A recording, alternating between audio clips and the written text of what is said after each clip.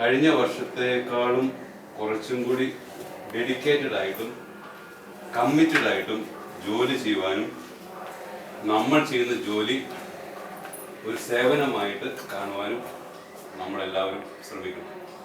അപ്പോഴാണ് നമ്മളുടെ ലൈഫിൻ്റെ ഒരു ഗ്രേറ്റ്നെസ്സും ശ്രേഷ്ഠതയും നമ്മൾ തിരിച്ചറിയുക.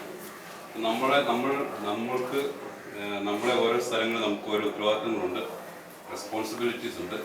ആ റെസ്പോൺസിബിലിറ്റീസ് നമ്മളുടെ ജീവിതത്തെ ബിൽഡ് ചെയ്യാനായിട്ട് സഹായിക്കും തീർച്ചയായിട്ടും. പക്ഷെ അങ്ങനെ ഒരു ലക്ഷ്യം മാത്രമായിരിക്കരുത് നമ്മുടേത്.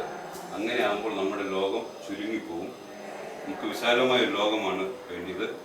ഈ ലോകത്തെ ബിൽഡ് ചെയ്യാനുള്ള വലിയ റെസ്പോൺസിബിലിറ്റി നമുക്കുണ്ട്.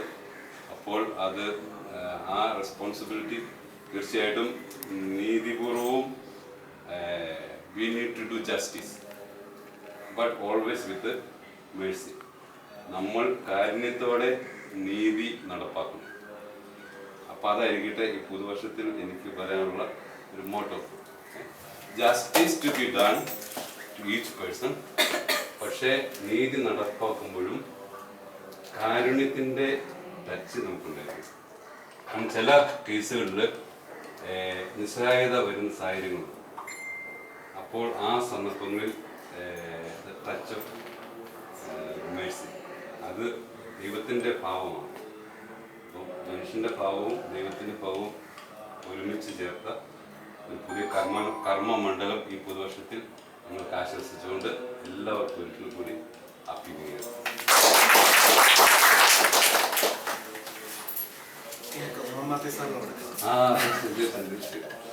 എല്ലാം പ്രതീകമാണ്.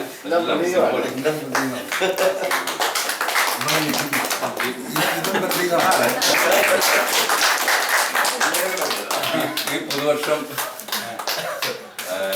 ഇതുപോലെ മധുരിക്കട്ടെ. എല്ലാവർക്കും തരുന്നതിന്റെ പ്രത്യേകമായിട്ട്